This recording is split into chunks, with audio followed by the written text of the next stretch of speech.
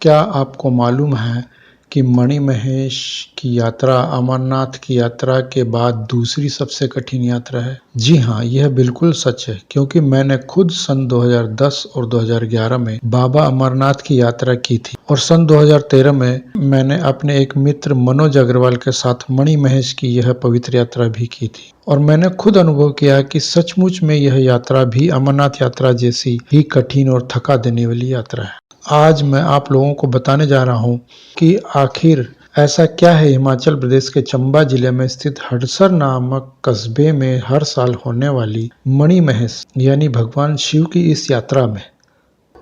यह यात्रा साल में एक बार लगभग 2 सप्ताह के लिए ही आयोजित की जाती है और इस यात्रा का एक निश्चित समय होता है और यह समय श्री कृष्ण जन्माष्टमी यानी भाद्रपद कृष्ण अष्टमी से श्री राधा अष्टमी यानी भाद्रपद शुक्ल अष्टमी तक ही होती है।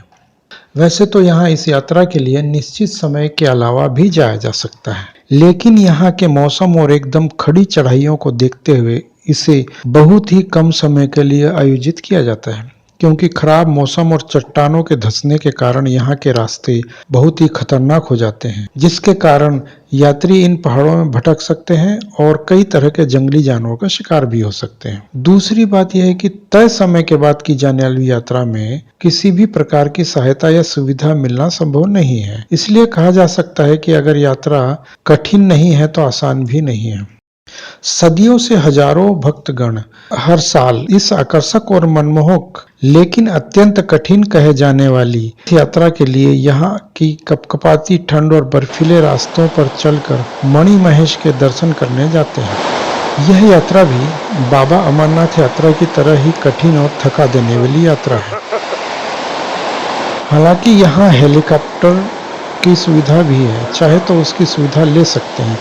इसके अलावा यहाँ घोड़े और खच्चर भी चलते हैं, लेकिन वे आपकी यात्रा का बजट बिगाड़ सकते हैं। इस यात्रा में भी बुजुर्गों और खासकर बच्चों को ना ही ले जाएं तो बेहतर रहेगा, क्योंकि हमने देखा है कि जैसे जैसे आप ऊंचाई पर जाएंगे आपको घबराहट का एहसास होने लगेगा। इस यात्रा के लिए ठीक उसी प्रकार की तैयारियां करनी पड़ती है जैसे बाबा अमरनाथ की यात्रा पर जाने से पहले की जाती हैं, और मैंने अपने पहले वाले वीडियो में इस बारे में बताया भी था। हिमाचल प्रदेश सरकार ने इसमें यात्रियों की लगातार बढ़ती भीड़ और प्राकृतिक खतरों को देखते हुए अब यात्रा का पंजीकरण अनिवार्य कर दिया है। इसके लिए यात्री अपना पंजीकरण या रजिस्ट्रेशन ऑनलाइन आवेदन कर सकते हैं या भरमौर पहुंचकर वहां से भी सीधे आवेदन कर सकते हैं। इसके लिए अपने फोटो और पहचान पत्र साथ ले जाना अनिवार्य होता है। इसके अलावा यहाँ भी आपको एक अच्छी क्वालिटी की बरसाती, एक टॉर्च, गर्म कपड़े और कुछ जरूरी दवाइयाँ जैसे सर दर्द, बदन दर्द और बुखार से राहत के लिए बहुत जरूरी होती हैं। इस यात्रा में भी आरामदायक जूते बहुत जरूरी है। यहाँ भी आपको उबड़ खाबड़ पथरीले रास्तों और कीचड़ और बर्फीले पानी में चलने में परेशानी हो सकती है। इसमें आपका सामान कम से कम ही होना चाहिए और स्कूल बैग की तरह पीठ पर लेकर चलने वाला बैग होना चाहिए, ताकि चलते वक्त आप अपने दोनों हाथ फ्री रख सकें।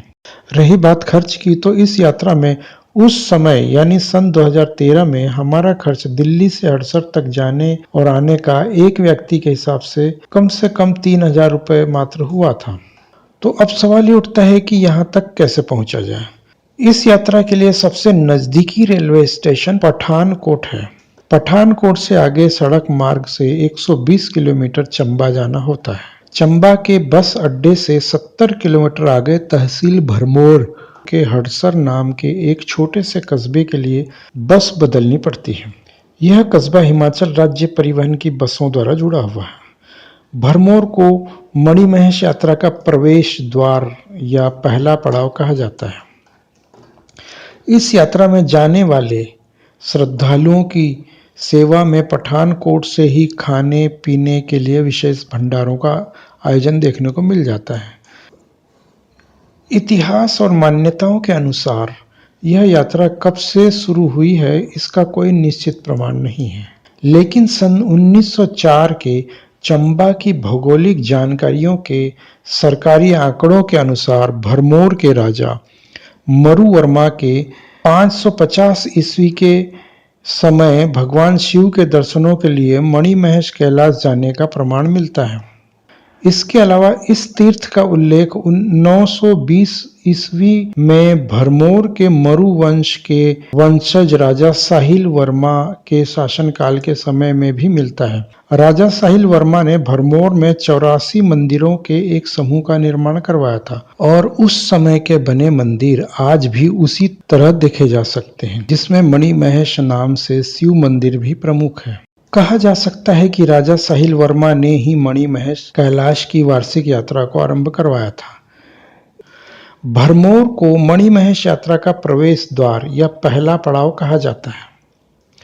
यहाँ भरमाणी माता का छोटा लेकिन प्रमुख मंदिर है, जिसके बारे में कहा जाता है कि मणिमहेश की चढ़ाई पर जाने से पहले भरमाणी माता के दर्शन करना अनिवार्य होता है। दुर्गा का अवतार मानी जाने वाली भरमाणी माता भरमौर के लोगों की रक्षक मानी जाती है। माता के दर्शनों के लिए वैसे तो पैदल भी जाया जा सकता है, लेकिन अब टैक्सियों की सुविधा उपलब्ध होने लगी है। भरमाणी माता के दर्शन करने के बाद इस यात्रा की शुरुआत होती है। यहाँ से आगे के पहाड़ी रास्तों पर पैदल या घोड़े खच्चर की सवारी करके ही सफर तय करना होता है। यह यात्रा वैसे तो 2 दिनों में ही पूरी की जा सकती है, लेकिन हर यात्री के लिए यह संभव नहीं है, क्योंकि जिस तरह चढ़ाई के वक्त मुश्किलें आती हैं और उसी तरह इन रास्तों से उतरने में भी कम समस्या नहीं होती। भीड़ भरे रास्ते में कहीं बेमौसम बरसात तो कहीं बर्फीले और सकरे और फिसलन भरे रास्ते होते हैं। इन खतरनाक रास्तों में नदी और नालों को पार करते वक्त अन्य पैदल और घुड़सवार यात्रियों का भी ध्यान रखना पड़ता है। इसलिए इन रास्तों पर एक आम यात्री एक दिन में 4 से 5 घंटे ही पैदल चल सकता है। यहाँ हर कदम पर खड़ी चढ़ाइयों से भरपूर रास्ते हैं और ये रास्ते यहाँ आने वाले हर यात्री के दम खम और आस्था की भरपूर परीक्षा लेते हैं। इस पैदल यात्रा में भी हमने देखा कि बाबा अमरनाथ यात्रा की तरह यहाँ पर भी श्रद्धालुओं की सुविधा के लिए कई धार्मिक संस्थाओं द्वारा भंडारों और आरामदायक तंबुओं की उत्तम व्यवस्था है। हडसर से मणिमहेश कैलाश झील 15 किलोमीटर दूर है और इस यात्रा के बीच में सिर्फ छंछो नामक एक पड़ाव आता है। इस यात्रा में मणिमहेश सरोवर से 1.5 किलोमीटर पहले गौरीकुंड नाम का स्थान आता है। मणिमहेश में कैलाश पर्वत के पीछे जब सूर्य उदय होता है तो यहाँ के सारे आकाश मंडल में सूर्य की किरणें नीले रंग में निकलती हैं। इसके पीछे ऐसी मान्यता है कि कैलाश पर्वत में नीलमणि है, जिससे टकराकर सूर्य की किरणें नीले रंग में रंग जाती हैं। कहा जाता है कि राधा अष्टमी के दिन सूर्य देव की पहली किरण जब कैलाश पर्वत पर पड़ती है तो इस पर्वत पर प्राकृतिक रूप से बने शिवलिंग से चमत्कारिक मणि जैसी रोशनी निकलती है। कैलाश पर्वत के शिखर के ठीक नीचे बर्फ से घिरी पहाड़ की शिव रूपी एक छोटी सी चोटी पिंडी रूप में दिखाई देती है। स्थानीय लोगों का मानना है कि यह भारी बर्फबारी होने पर भी हमेशा दिखाई देती है। हिमाचल प्रदेश के पर्यटन विभाग ने इस पर्वत को टर्कोइज माउंटेन यानी नीलमणि पर्वत का नाम दिया है। नीलमणि पर्वत की किरणें जब झील के जल में पड़ती हैं तो इसका पानी अमृत के समान हो जाता है और इस जल में स्नान करने से रोगों और पापों से मुक्ति मिलती है। तीर्थ यात्रियों के अलावा यहाँ पर देश विदेश के कई पर्यटक भी इस रोमांचक और प्राकृतिक सुंदरता का भरपूर आनंद लेने पहुंचते हैं। यहाँ पहुंचने पर सबसे पहले मणिमहेश झील में स्नान करना होता है। इसके पश्चात झील के किनारे स्थित संगमरमर से निर्मित भगवान शिव की चौमुख मूर्ति की पूजा करते हैं। बताया जाता है कि यह मूर्ति 6वीं शताब्दी की है। यहाँ पूजा अर्चना के बाद झील की परिक्रमा की जाती है। कैलाश के शिखर पर चट्टान के आकार में बने शिवलिंग के आकार की बनी चट्टान सभी को मंत्रमुग्ध कर देती है। बर्फीली चोटियों से घिरी मणिमहेश झील के दर्शन करके सचमुच मन आनंदित हो उठता है।